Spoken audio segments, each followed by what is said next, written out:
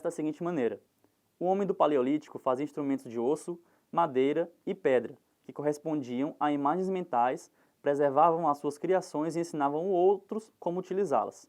As gerações sucessivas aperfeiçoaram o que aprenderam de seus ancestrais. Com esses instrumentos simples, mas úteis, os seres humanos do Paleolítico arrancavam raízes, descascavam troncos de árvore, preparavam armadilhas, matavam e esfolavam animais, faziam roupas e teciam redes de pesca. Também descobriram como controlar o fogo. A questão fala da seguinte maneira. No período descrito, as práticas dos grupos sociais enfatizam, alternativa A criação de instrumentos de osso, madeira, pedra e metal, que facilitavam a vida do homem, em especial em momentos de conflito, o que efetivamente não corresponde ao período descrito.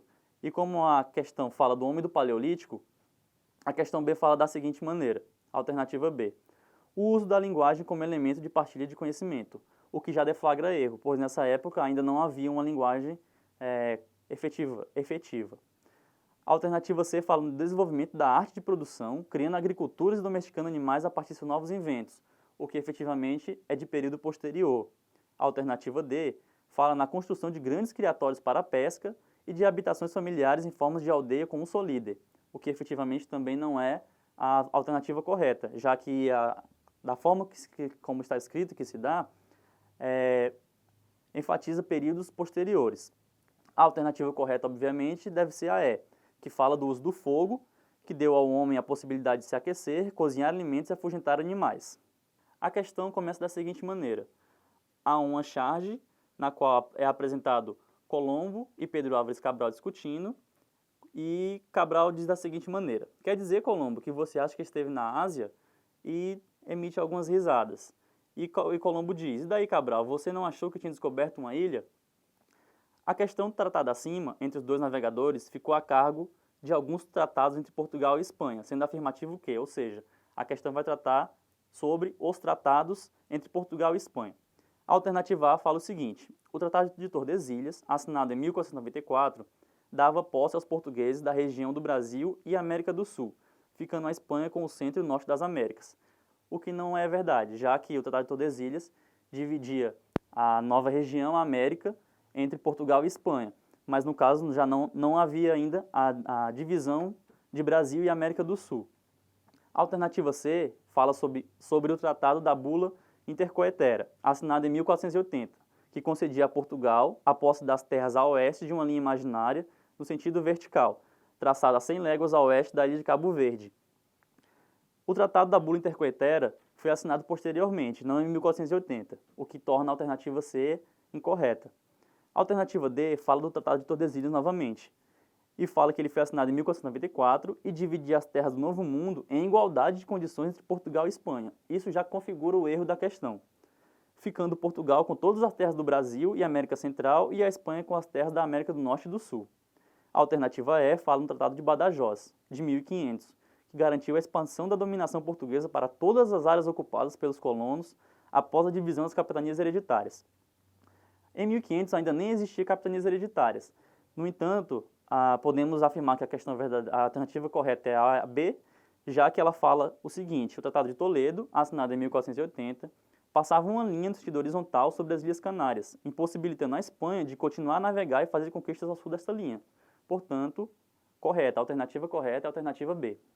A questão traz dois textos, o primeiro fala sobre as mulheres medievais e o segundo um pouco mais contemporâneo, sobre as mulheres de nossa época.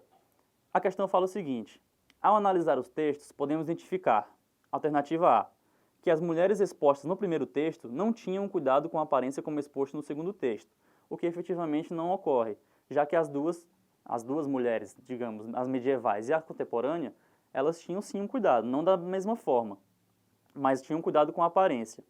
A alternativa C fala que o uso de instrumentos de embelezamento ficaram mais rudes com o passar do tempo, o que é exatamente o contrário, os instrumentos de embelezamento têm se aprimorado cada vez mais.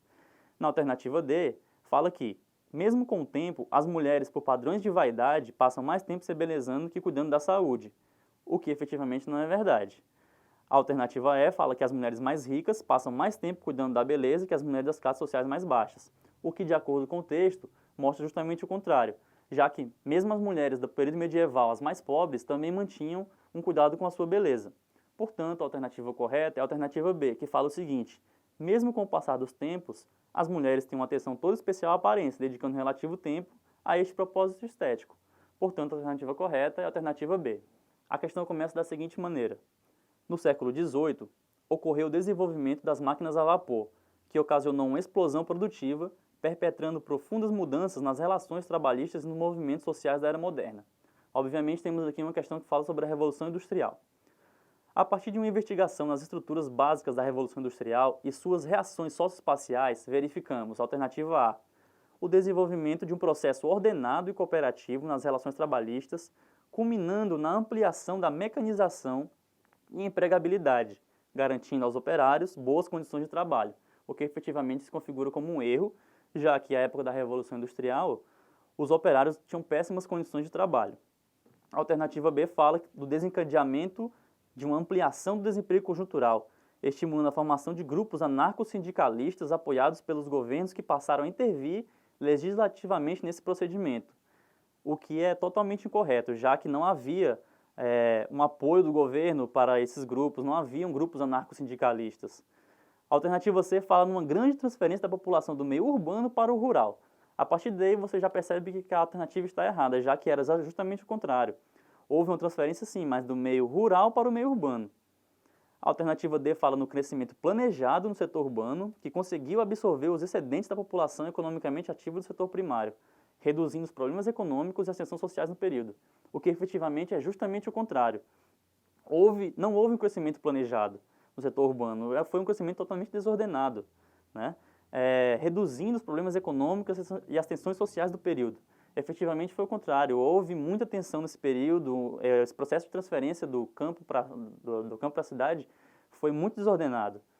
Logicamente, a alternativa correta é a alternativa E, que fala que houve um processo de transferência de pessoas e serviços do campo para as cidades de forma desordenada, desencadeando movimentos operariados contrários aos avanços tecnológicos, como o chamado ludismo.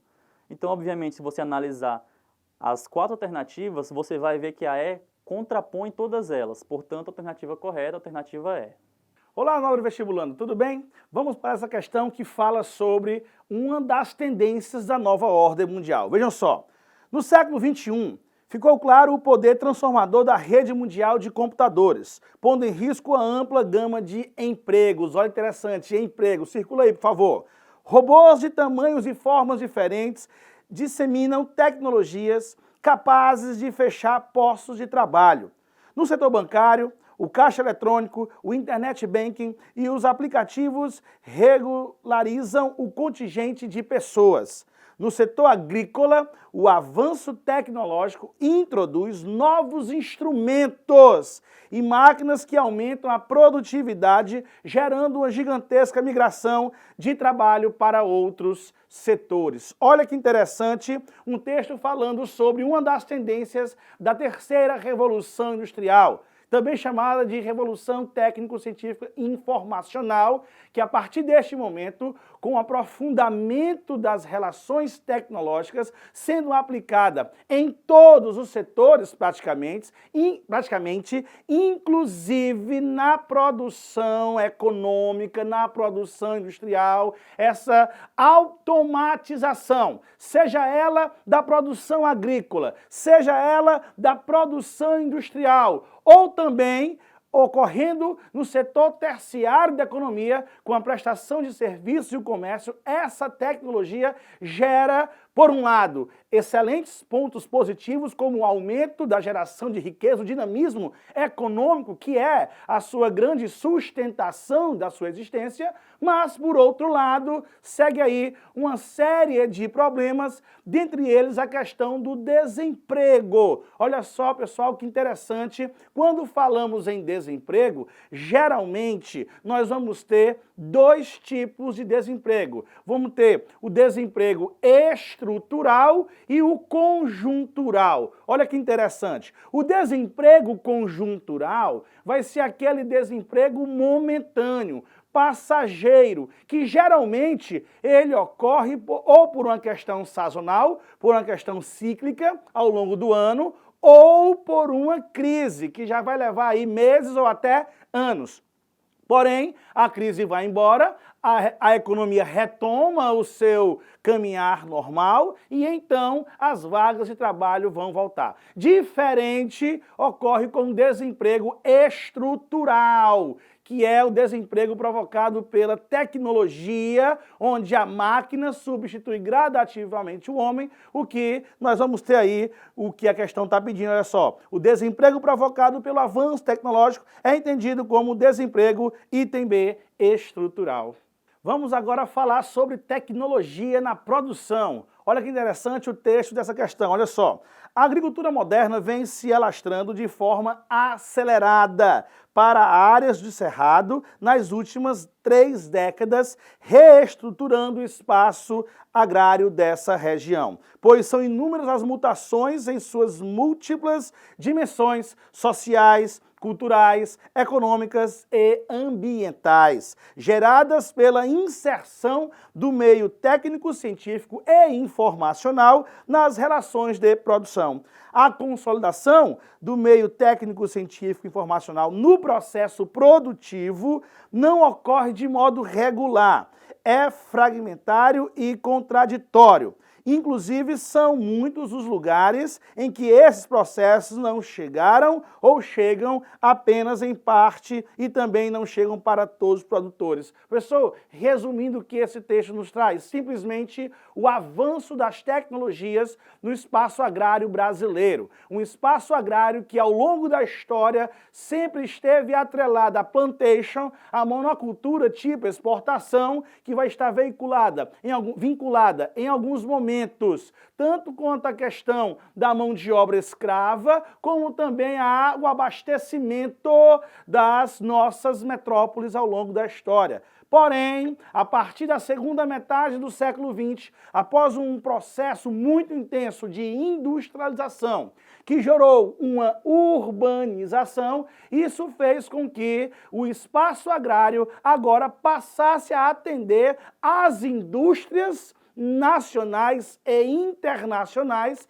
ou seja, as indústrias localizadas no Brasil com a necessidade de matéria-prima e também essa agricultura passa a atender a necessidade de um amplo mercado consumidor que até então não existia no Brasil. Então, por conta deste aumento da necessidade, tecnologias foram atribuídas para que houvesse essa produtividade, o que automaticamente, sobre o impacto das novas tecnologias no processo de territorialização da produção, podemos inferir que, olha o item C, pessoal, no Centro-Oeste, a partir da década de 60, a chegada de uma tecnologia voltada para a produtividade agrária exportadora transformou a região, até então pouco integrada ao centro econômico e social do país, em um espaço de grande valorização, sobretudo devido à soja. Um abraço, até a próxima.